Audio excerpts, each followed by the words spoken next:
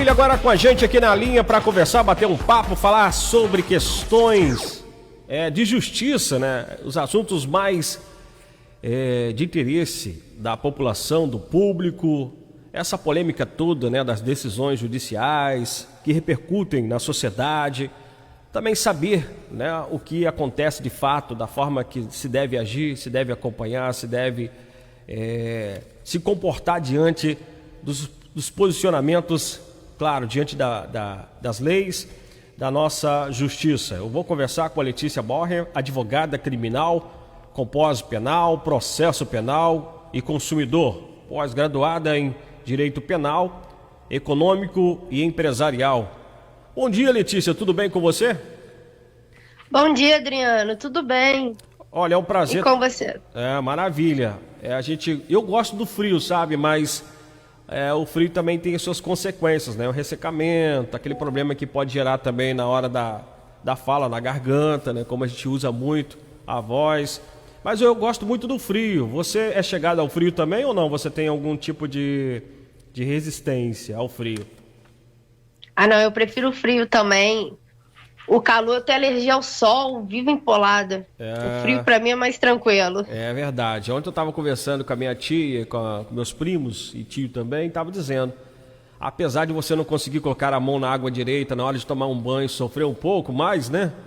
Mas o frio é bom para dormir, para descansar, para alimentar, para trabalhar também, né? A gente trabalha menos cansado, o cansaço, né? Ele vem em menor tensão, digamos assim, para o nosso estado físico e psicológico também. O frio nos ajuda muito, mas o frio, obviamente eu estou comentando isso com você não tem nada a ver com a área da saúde, mas o frio também, ele propicia algum tipo de doença aí que é muito perigoso. As pessoas têm que ficar atentas, as pessoas têm que ficar atentas, né, às questões aí do frio, sempre se vacinar contra a gripe e muito mais, né? Procure o seu médico aí para você realmente ter mais informações. Mas, Letícia, nós vamos conversar dos assuntos mais importantes que vem gerando polêmicas, né? A população hoje, muitos já se subentendem como co-participantes da justiça e das suas atitudes, ou melhor, das suas decisões, dos processos, muitas das vezes sem conhecer, sem ler os processos no pé da letra, e obviamente que precisa ter um conhecimento técnico, um conhecimento jurídico, né, para que possa entender ao pé da letra de fato como age a justiça e como se deve agir diante das atitudes das próprias pessoas, né, e também do enquadramento pelas leis, né, pelas autoridades diante das leis. Bem, eu quero, para começar, vou fazer uma pergunta fora aqui da nossa pauta, mas eu já tinha comentado com você sobre a questão hoje das repercussões, né? Hoje a população se sente muito envolvida nas questões judiciais. Você pode descrever para a gente, Letícia, ao seu ponto de vista, o que está acontecendo de fato? Por que a população hoje ela participa mais, se interessa mais pelo assunto? E muitas das vezes já tem um veredito, tem um posicionamento, obviamente que muitas das vezes equivocado, né? Por não conhecer exatamente como funciona, como são as leis, e acabam descobrindo como funciona dentro desse processo. Você poderia explicar um pouquinho esse ponto de vista, por que as pessoas participam mais? Hoje as pessoas também têm muita opinião em relação às decisões judiciais. Então, o que acontece? Hoje em dia, com as redes sociais, as notícias elas são dadas em massa. Antigamente, as pessoas não tinham tanto acesso quanto hoje. Antigamente, era somente televisão e rádio. Hoje nós temos Instagram, Facebook, TikTok. Então, a notícia está a todo momento. Isso faz com que a população se interesse mais. O problema é que nós temos notícias equivocadas, o que faz a população entender de forma errada. Como, por exemplo, igual o pessoal fala que o Brasil é o país da impunidade, que bandido bom é bandido preso, é bandido morto, mas esquecem que a justiça tem os seus trâmites. Todo mundo tem direito à ampla defesa, a um advogado. Então, a sociedade, por ver tantas coisas, acabam construindo um juízo de valor e sem entender como funciona o processo, como funcionam as leis, por falta de entendimento. Perfeito. Dentro disso que você falou, me abriu uma outra dúvida aqui, uma outra pergunta, sobre o que as pessoas despertam, né, para participarem desse processo, e obviamente participam na maioria das vezes da informalidade. E tem uma questão que eu quero dizer, sobre a questão da informação, como você disse. E é impressionante, Letícia, como muitas pessoas de nível superior, de conhecimento, de formação técnica, de escolaridade, de nível superior, de formação, que a gente não deveria duvidar dessas pessoas, que despertaram dentro delas uma vontade de querer falar sobre o assunto, e muitas das vezes fala sem conhecimento, mas às vezes tem conhecimento também e fala na intenção de querer, parece que, tumultuar o processo. Isso acaba se tornando também um crime, porque você trabalhar com a desinformação, você oferecer uma mentira, falar uma mentira, reproduzir uma mentira, isso é crime. As pessoas não sabem disso também. Muitas delas estão sendo processadas nesse âmbito por conta disso.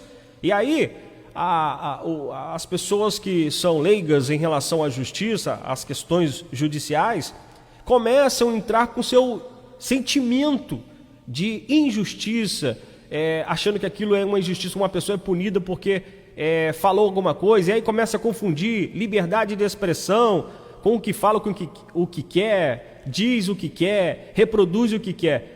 Você poderia explicar para a gente também esse ponto, né? Porque as pessoas precisam continuar tendo a sua liberdade de expressão, mas precisam entender que existe uma legitimidade, existe leis para que ela possa também usar da sua liberdade de expressão, não é isso? Ou é bobagem isso?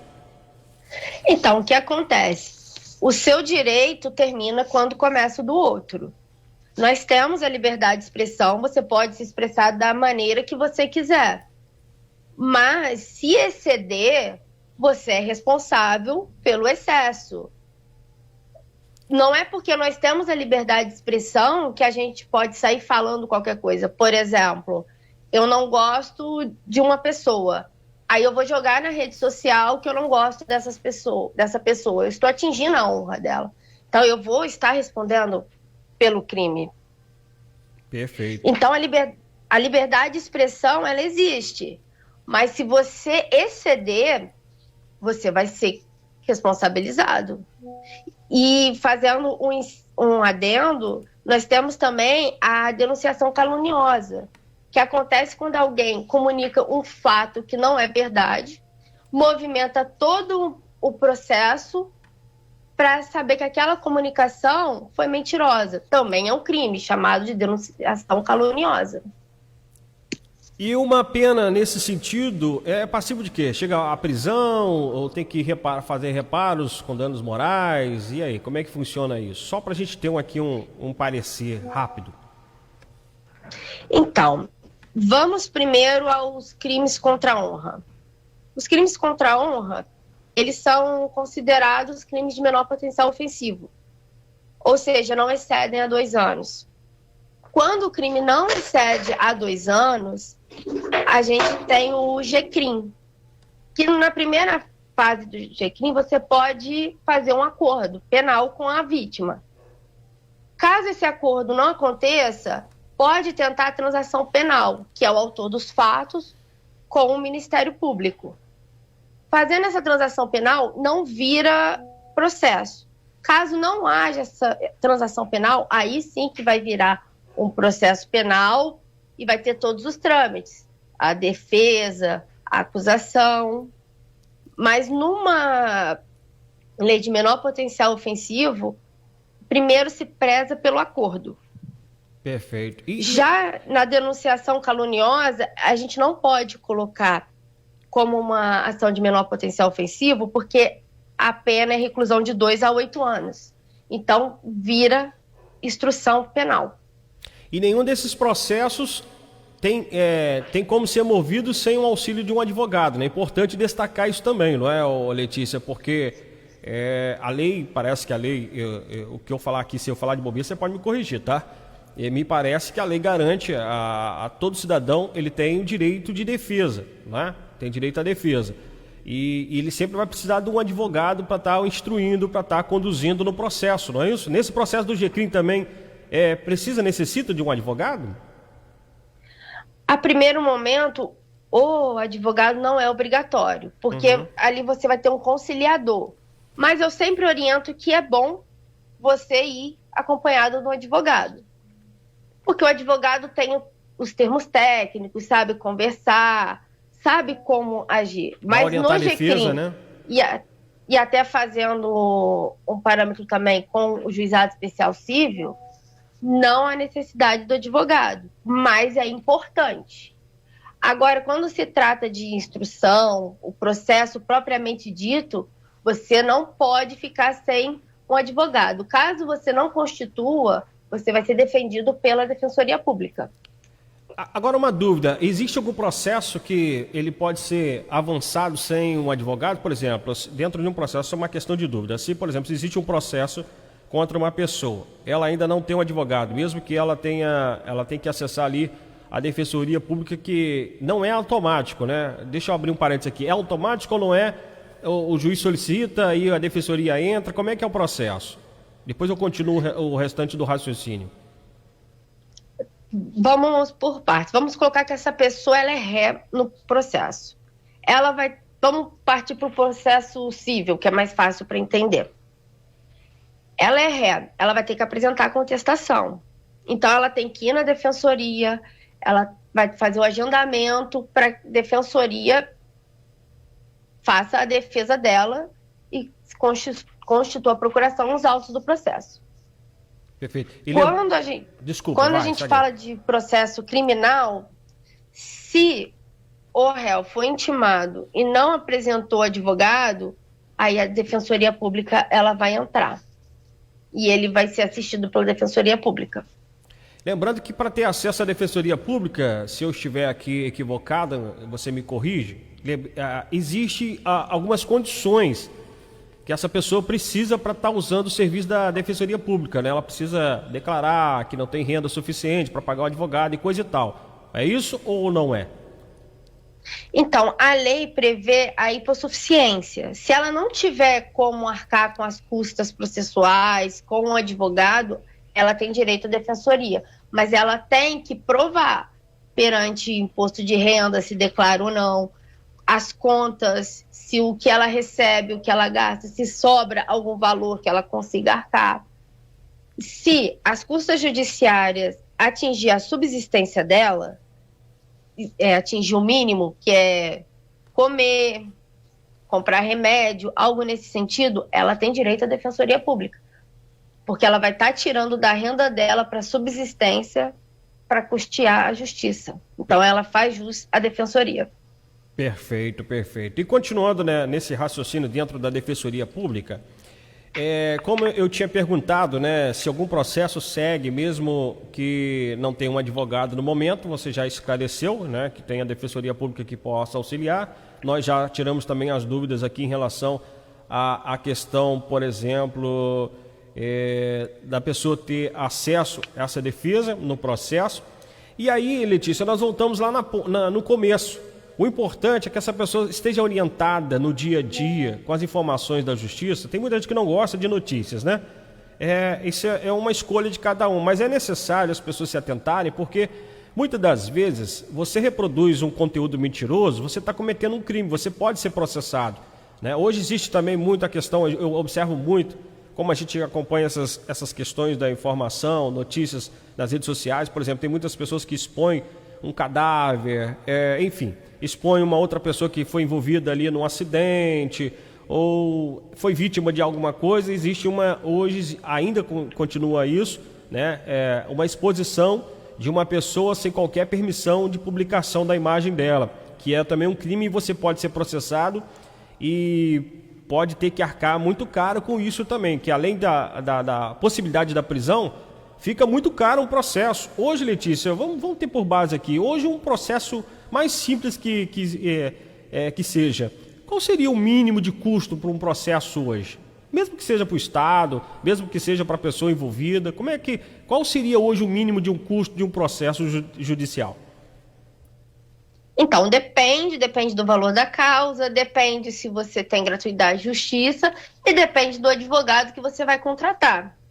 Tá, levando em conta, hoje, eu sei que eu tô jogando um paredão aqui, mas queria uma média assim, só para a pessoa ter noção, porque assim, quando eu fizer alguma coisa, é importante eu me atentar, né, para as informações, o que eu estou fazendo, o que eu quero é voltar nesse ponto da informação, que a pessoa tenha noção. Por exemplo, eu acho que hoje, eu não sei se eu tô jogando aqui por baixo, eu acho que hoje, mesmo que a pessoa não pague, que fique, esse custo vai para o Estado, eu acho que deveria ficar, já começa em torno de R$2.000, não é não? Ou está muito baixo?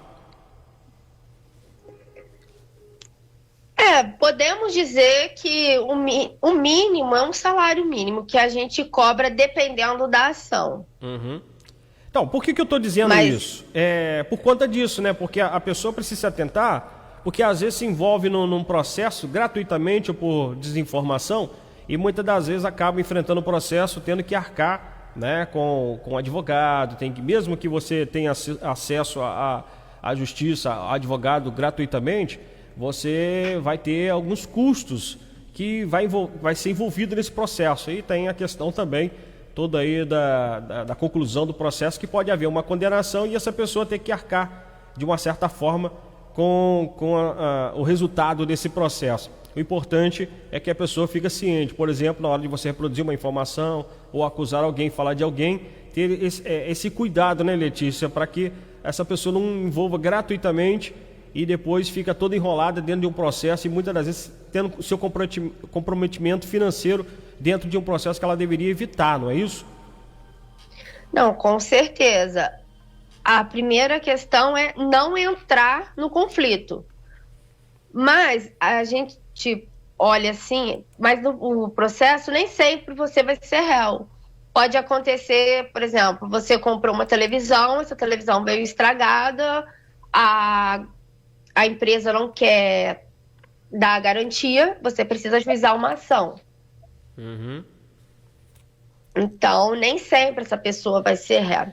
Agora, falando em questão de custas com advogados, o que acontece? Eu sempre falo que você ter um advogado particular é muito melhor do que você ficar com a defensoria, porque você tem um contato mais próximo desse advogado e ele vai ter um zelo melhor com a sua causa do que a defensoria, que tem milhões de processos. Perfeito. Às vezes a pessoa pensa, mas eu vou gastar.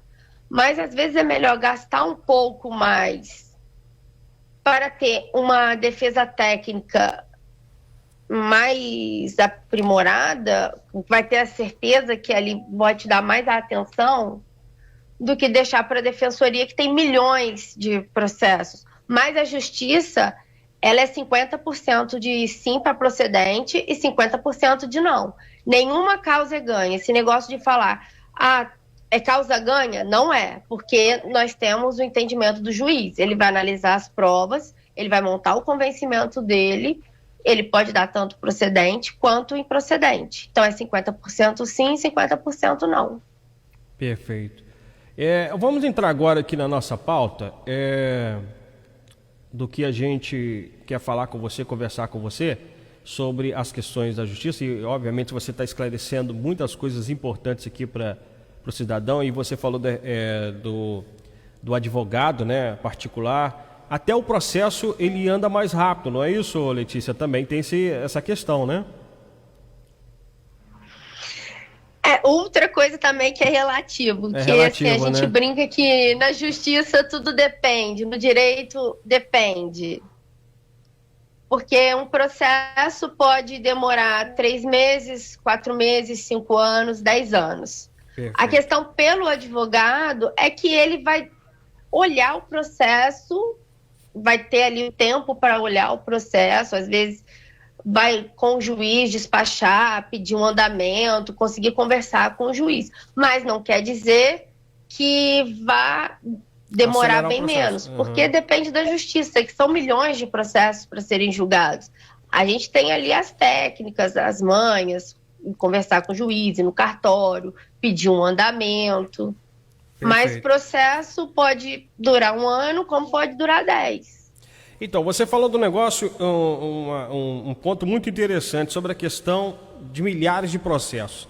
A gente vê hoje, com essa polarização política que o país passa, a gente vê pessoas cometendo crimes assim, gratuitamente. Ou seja, claro, obviamente que cada um comete um crime já programado, digamos assim, né? Ele planeja cometer um crime para ter, às vezes, até um resultado positivo para ele, uma promoção pessoal, uma promoção ali da própria imagem dele, de repente para se candidatar. E nós vimos muito isso nos últimos tempos, pessoas cometendo crimes, elas acabam ficando expostas à mídia, né?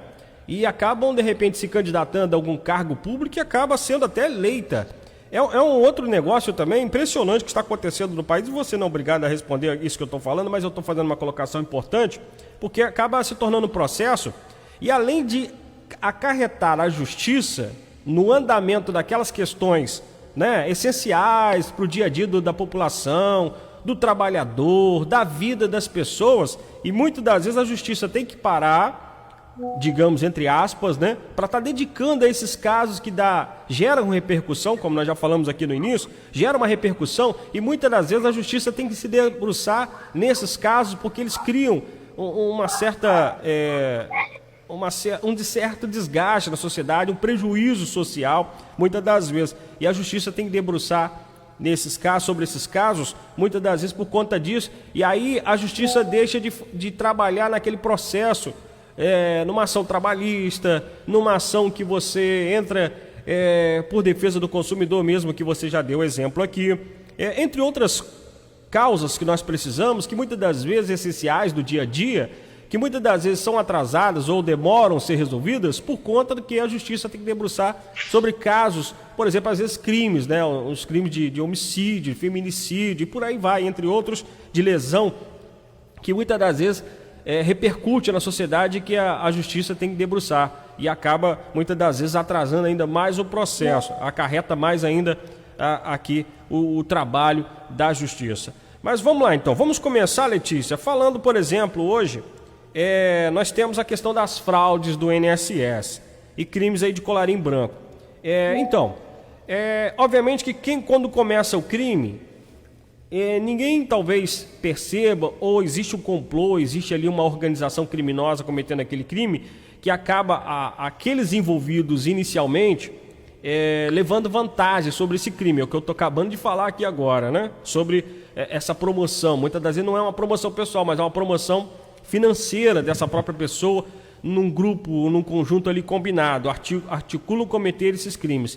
E muitas das vezes, no caso aqui, por exemplo, do desvio do INSS, muitas das vezes essas pessoas levam vantagem pelo tamanho do desvio e sabe que o processo até chegar no seu final vai levar tempo, e muitas das vezes ele já usou esse dinheiro, já teve renda sobre esse dinheiro e já ganhou dinheiro com esse dinheiro tirado dos usuários, dos beneficiários do INSS, né?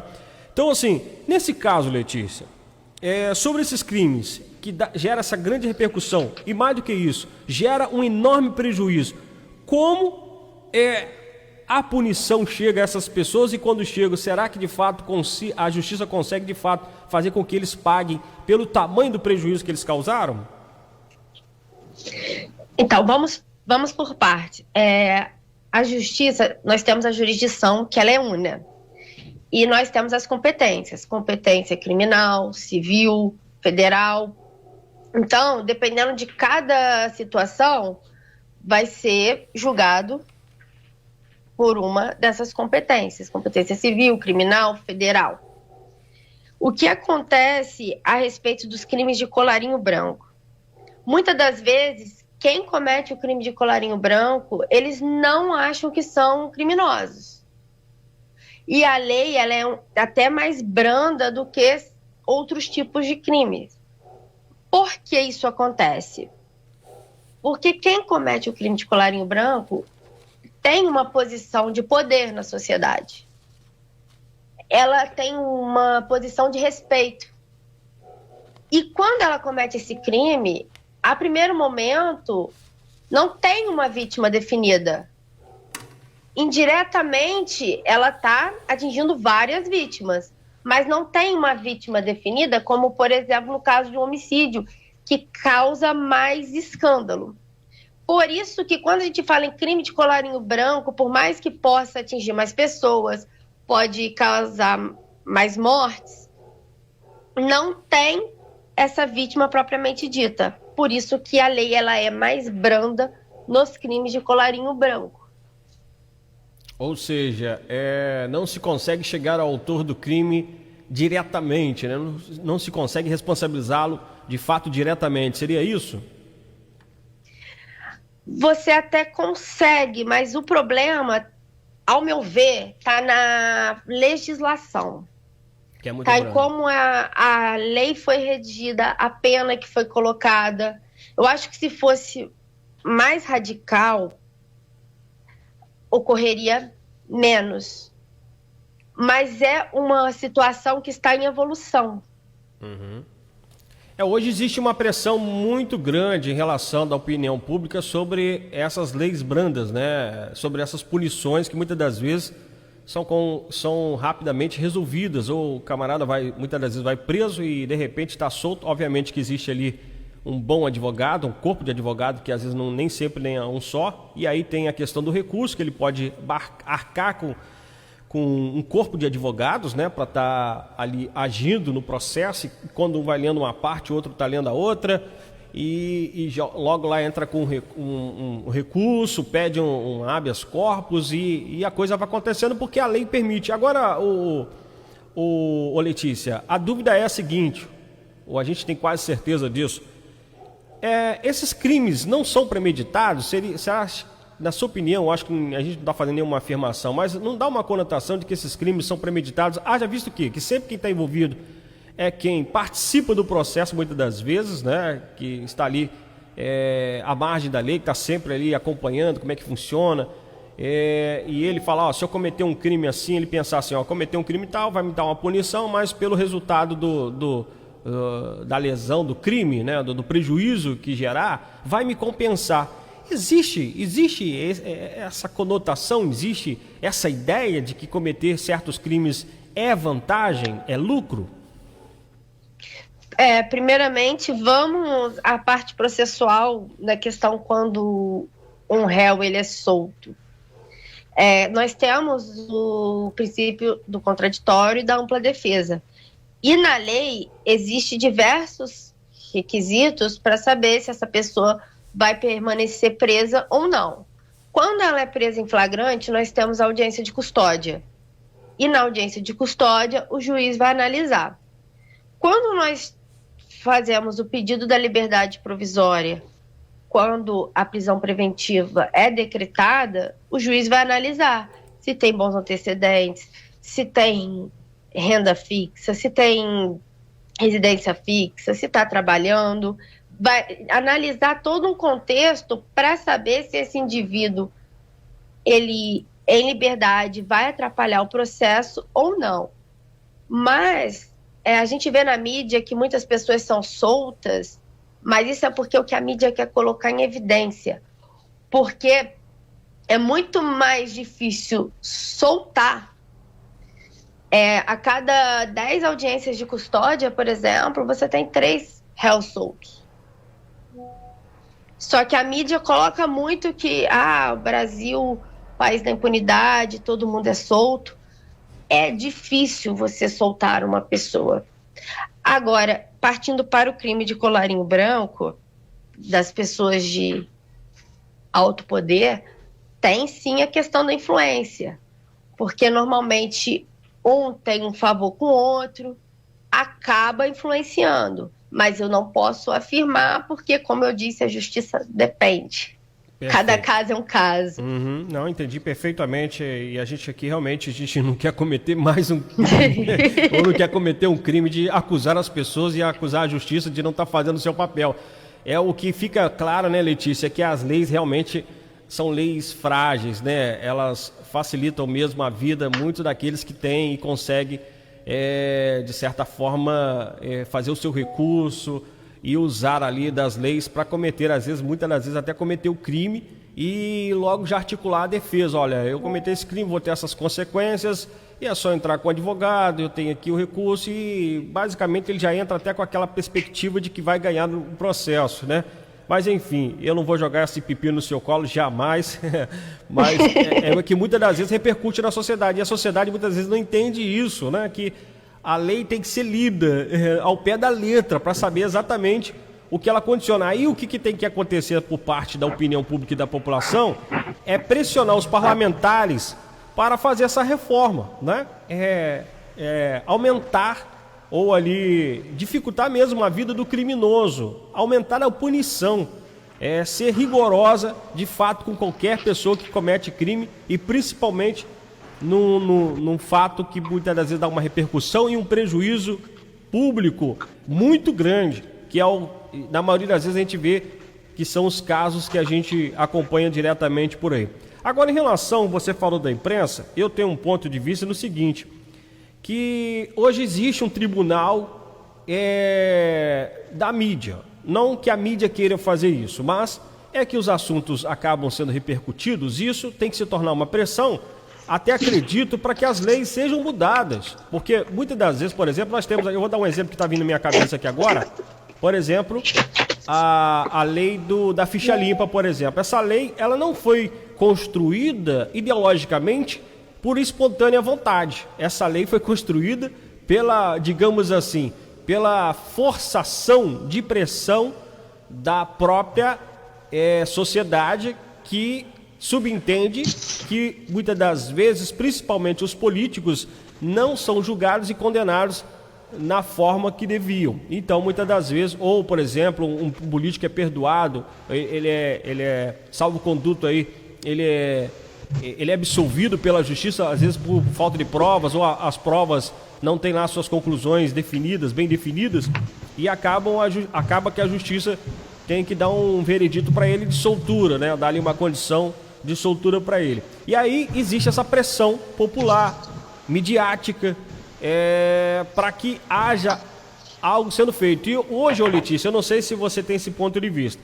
As leis não são construídas, as leis elas são feitas mediante as consequências dos crimes. Ou seja, as leis ou as que existem, elas vão sendo modificadas, vão sendo alteradas, reformadas, mediante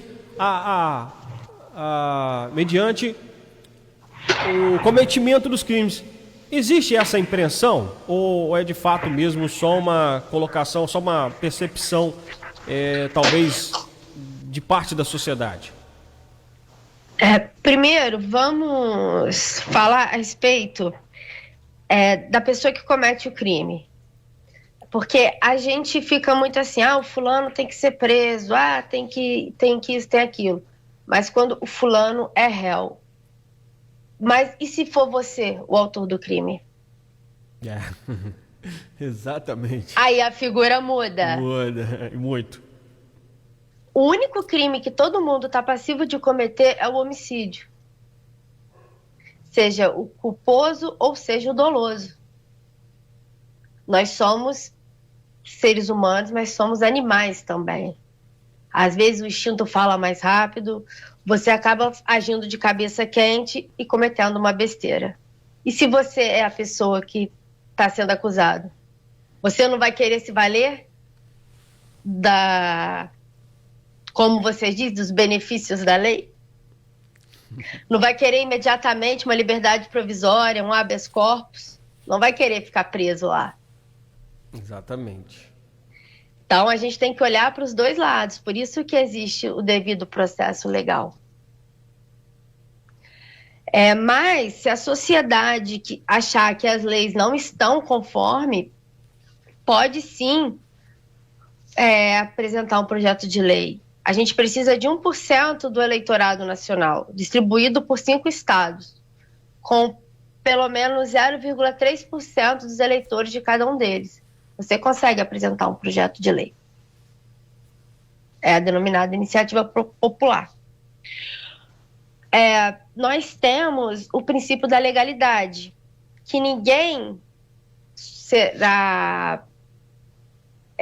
vai cometer crime se não houver uma lei.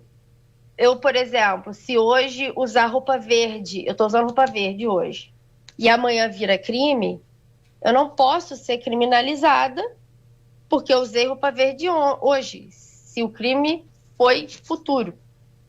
Então, nós temos o princípio da legalidade. E a sociedade, ela está em constante movimento. Então, é necessário acontecer uma situação para que depois vire crime. Exatamente. Você fez uma colocação muito importante aqui em relação a essa questão do que eu disse, né, anteriormente. Eu fico às vezes pensando, não é possível, Letícia, a gente projetar uma sociedade com regras e leis visando todas as suas possibilidades de evasão, de até então atitudes que não eram crimes e que passam a ser a partir daquele momento que gera prejuízo. Como é que é visto isso? Como é que o judiciário, como é que os criadores de leis, eles imaginam ou pensam diante de uma sociedade que o tempo todo tem que estar repercutindo algo que gera prejuízo à sociedade e muitas das vezes tem que estar costurando com leis, com medidas para que aquela atitude ela seja criminalizada porque ela está gerando prejuízo e passa a gerar um prejuízo. Como é que funciona isso? E realmente, todas as leis têm que ser criadas após um crime ou você pode construir leis que garantam ao cidadão, que garantam às pessoas uma regra para que não lese ou não seja lesada? Então, como eu disse, a gente tem o princípio da legalidade. Sim. Que ninguém está obrigado a fazer ou deixar de fazer algo senão em virtude de lei. Uhum. Ou seja, só a lei pode criar obrigações, deveres e sanções. O que acontece no âmbito criminal é que a sociedade, ela muda. Eu vou colocar como exemplo a homofobia, que começou várias pessoas a ter preconceito com gays, só pelo fato de serem gays. Foi necessário o judiciário tomar uma decisão e criminalizar. Mas foi necessário criminalizar essa falta de respeito com os gays depois de que viu que muita gente estava fazendo a mesma coisa e estava ferindo o princípio da dignidade. Então, é preciso acontecer uma situação para que depois faça a lei. Mas o que pode acontecer, isso aí vem de casa, é a educação. Porque, primeiro, antes de qualquer coisa, você tem a educação dos pais, que ensinam o que é certo, o que é errado, os princípios. Depois, o colégio.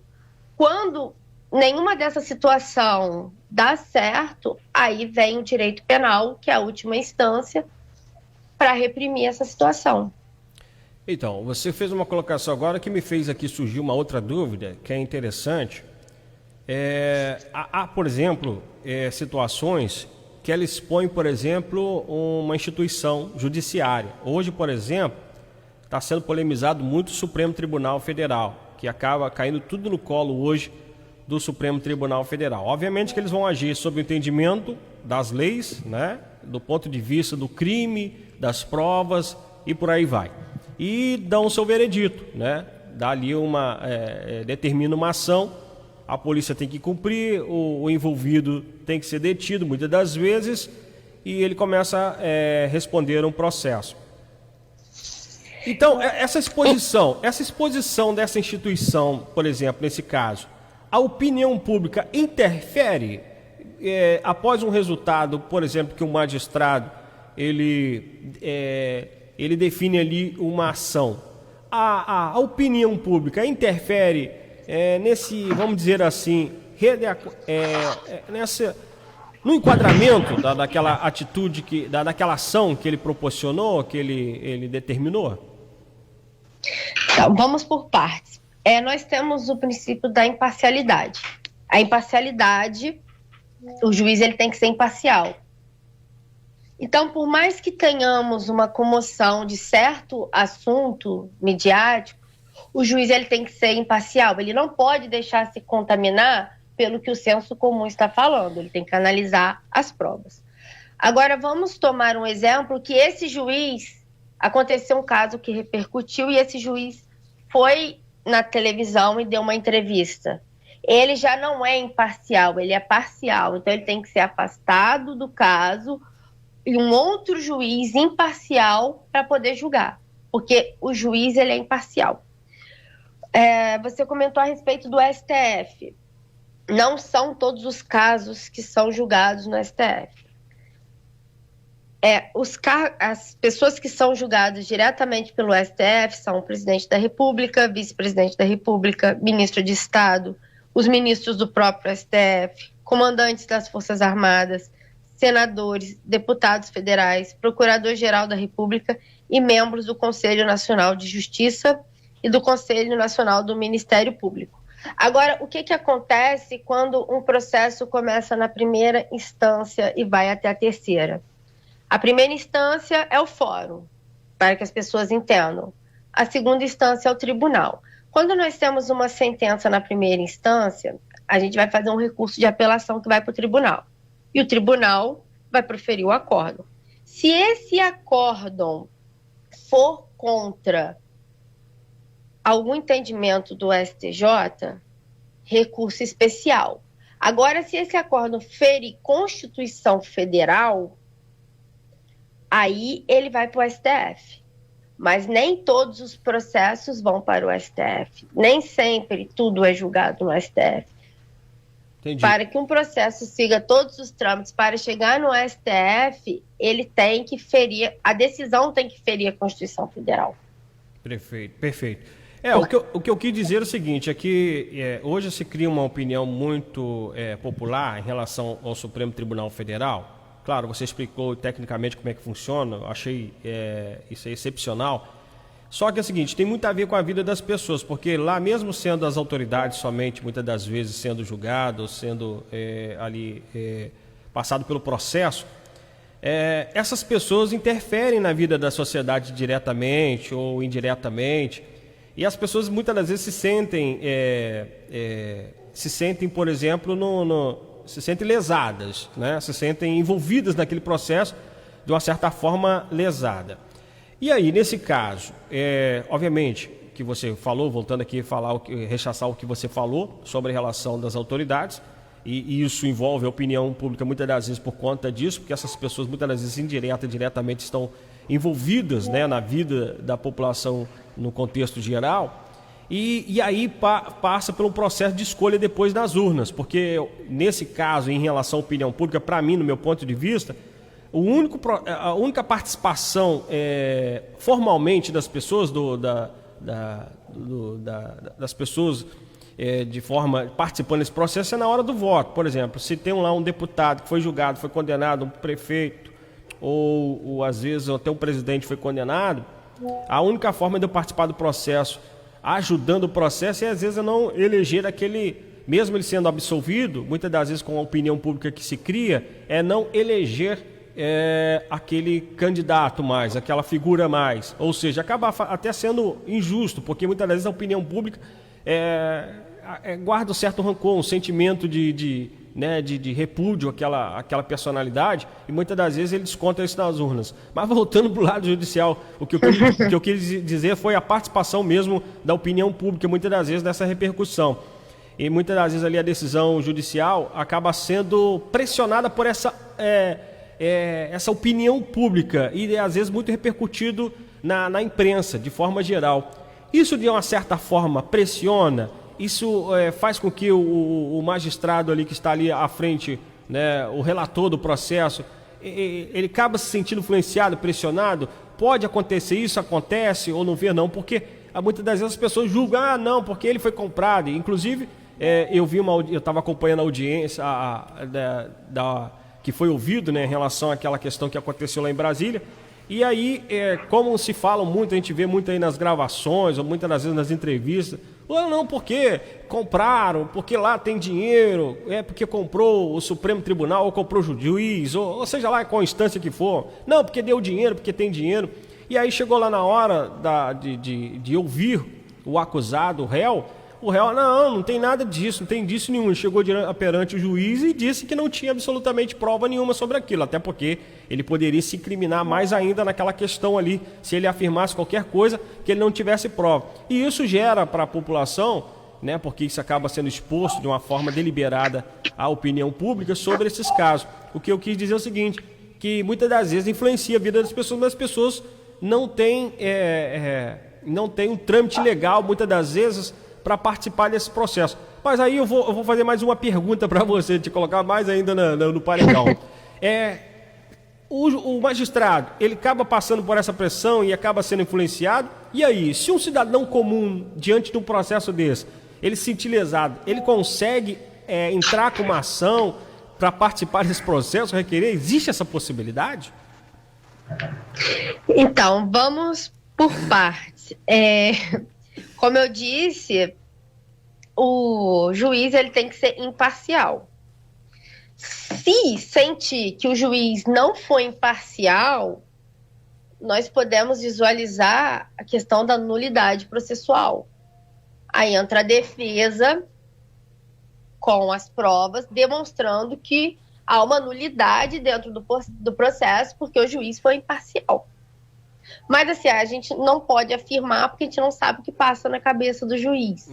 Eu não posso afirmar, falar que a comoção vai interferir. Às vezes interfere, às vezes não. Mas caso interfira, afastamento, porque tem que ser imparcial. Existem os trâmites legais para isso, né? Para acompanhar isso, né, Letícia? Exatamente. Agora, sobre a questão de provas. Nós temos no direito penal dois casos, né? A gente pode ter as provas ilícitas e podemos ter a prescrição.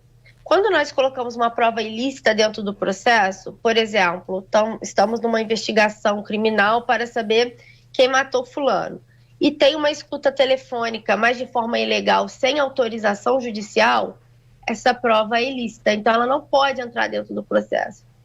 E se essa for a única prova, indúbio pro réu. Ou seja, presume-se a inocência, porque essa prova é ilícita. Outra coisa também que pode acontecer é a prescrição. Às vezes demora tanto tempo para julgar que, mesmo que tenha a prova de que a pessoa cometeu aquele crime, já prescreveu. Teve um caso de um assassino, eu não vou me lembrar qual estado, mas que ele capava as crianças, tirava os órgãos genitais das crianças. Quando chegou na última instância, ele teve que ser absolvido, porque passou o tempo prescricional. O homicídio prescreve em 20 anos. A justiça demorou tanto para julgar que, mesmo tendo a prova ali, ele não pôde ser condenado pela prescrição. E essa demora muitas vezes pode haver diversas situações, né? A justiça não consegue definir o processo. Como é que funciona essa demora? Por que muitas das vezes em alguns processos demoram muito? É a questão da demanda, é a questão que tem muitos processos a serem julgados, às vezes o cartório não dá conta, às vezes dá atenção ao processo. São N fatores que faz o processo demorar. Ou seja, que precisa ser julgados, né? Exatamente. Para a gente saber de fato o que acontece. E assim, e isso que é um grande problema, né? Porque muitas das vezes repercute só a parte central do processo e depois acaba caindo no esquecimento, não se acompanha e as pessoas ficam em dúvidas sobre a justiça. É uma coisa que deveria ser esclarecida, até a cobra aqui da imprensa, que deveria ser repercutido com muito mais continuidade, porque muitas das vezes que dá a sensação, parece que dá a sensação à população, a situação de que o processo realmente foi mal conduzido, muitas das vezes, porque não sei o quê, enfim, eles colocam várias questões que não é o caso, né, e não faz o mérito, mas acaba colocando a justiça muitas das vezes em dúvida por conta disso, por não haver esse acompanhamento e publicação acompanhamento desse processo até o seu fim. Mas enfim, até por uma questão também muitas das vezes de sigilo de justiça e por aí vai. Não é fácil compreender os trâmites, né, Letícia? É um negócio bem, bem complicado, digamos assim, para a pessoa leiga, para uma pessoa que não entende absolutamente nada de justiça. É complicado entender os trâmites, o processo. É muito minucioso, né? Sim, ainda mais quando a lei está em constante mudança. Hoje a gente estuda uma coisa, amanhã já é outra coisa totalmente diferente. Mas o conselho que eu dou para a sociedade é estudar, tentar entender pelo menos o mínimo do processo, seja processo penal, seja processo civil, processo trabalhista. Hoje nós temos tantas tecnologias, nós temos aí o ChatGPT, que se você jogar ele vai te falar um monte de coisa. Dá uma estudada para entender o que acontece no sistema brasileiro, para não deixar se influenciar por muitos advogados de TikTok que falam algumas coisas, mas que na verdade não é aquilo. Então, o ideal é a sociedade estudar a lei, tentar entender o mínimo para poder saber o que está acontecendo no cenário brasileiro. A questão toda eu acho que você partir pelo princípio do que é racional, né? Você vai pela razão, não vai pela emoção. Todas as vezes que você Exatamente. todas as vezes que for analisar um caso ou alguém, um ato, primeiro você vai com olhar racional, porque se você for olhar com emocional, você vai fazer julgamentos indevidos, vai cometer crimes e por aí afora. E você vai na onda de quem muitas das vezes quer se promover em cima disso. E aí, muitas das vezes essas pessoas que falam às vezes em verdades ou falam a verdade, meias verdades, essas pessoas muitas das vezes estão bem assessoradas, têm um corpo de advogado e elas cometem um crime, muitas das vezes vão ser bem assessoradas e acabam ficando ali quase que impune, digamos assim, né? E muitas vezes você que entra na onda, você não vai ter um advogado, você não conhece um advogado, você não tem condição de pagar um advogado, não sabe como funciona o processo e muitas das vezes você acaba pagando pato porque foi na onda do outro que tinha condições e sabia muito bem do que estava fazendo, manipulou até as suas atitudes e muitas das vezes você caiu na onda e acabou, né, tendo prejuízo maior. Então é esse cuidado que a gente deve ter. Letícia, realmente a sua participação aqui, ela tem sido de uma grandiosidade nas informações preciosas e você realmente é uma figura rara, porque muitas das vezes os advogados, não sei como é que funciona isso, mas muitos advogados têm dificuldade de falar sobre essas questões das leis, né? As questões que as pessoas precisam ouvir. Você se dispôs realmente de colocar essas informações gratuitamente, participando aqui do nosso programa, condicionando o seu tempo, porque a Letícia Borger é advogada criminal, com pós-penal, processo penal e consumidor. Também é pós e graduada em Direito Penal, Econômico e Empresarial, ou seja, é bem formada, essa profissional e está dando esse direito, está dando essa oportunidade de a gente conhecer um pouco da justiça, como funciona o processo, como a gente deve agir. Isso é muito importante. Letícia, eu quero parabenizar você, eu sei que estou tomando um tempo aqui bem precioso seu, grande, mas assim, eu até teria, né, olha só a minha audácia, essa vontade de que você participasse diariamente aqui do nosso programa, para trazendo realmente esses temas que precisam muito hoje. Eu acho que deveria até ser matéria curricular de escola, né?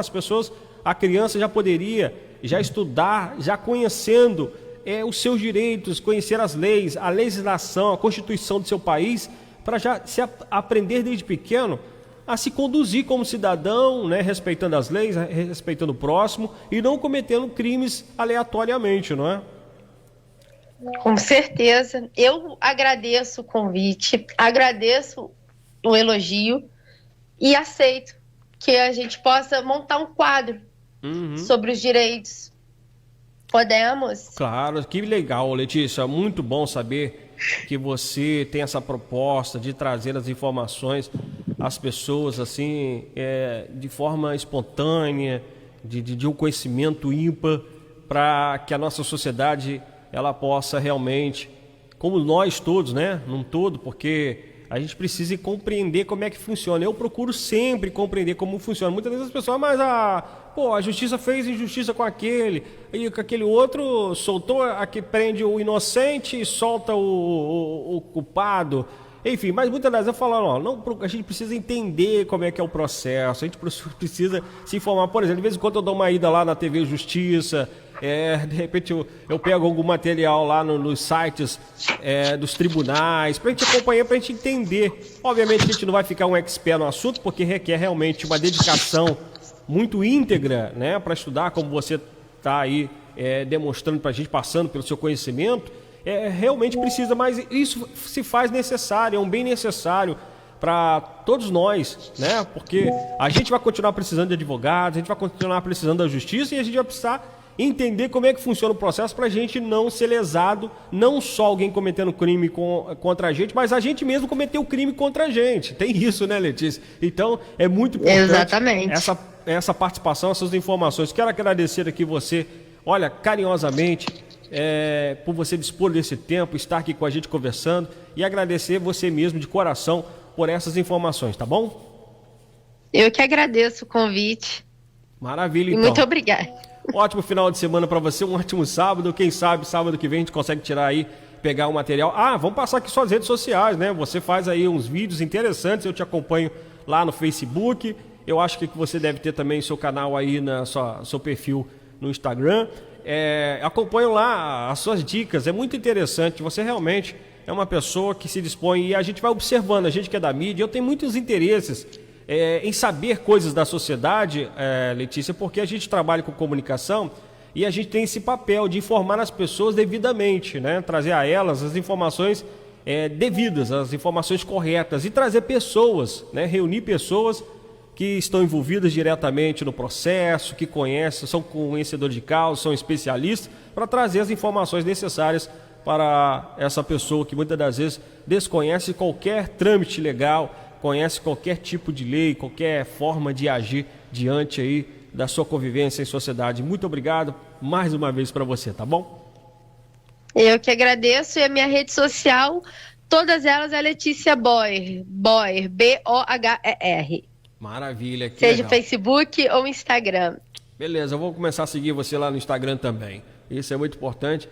E quando você não puder participar ao vivo, vou pegar os seus videozinhos e vou reproduzir aqui para a gente estar trazendo essas informações importantes para os nossos ouvintes. Tá bom, minha querida? Muito obrigado mais uma vez. Eu não canso de agradecer você.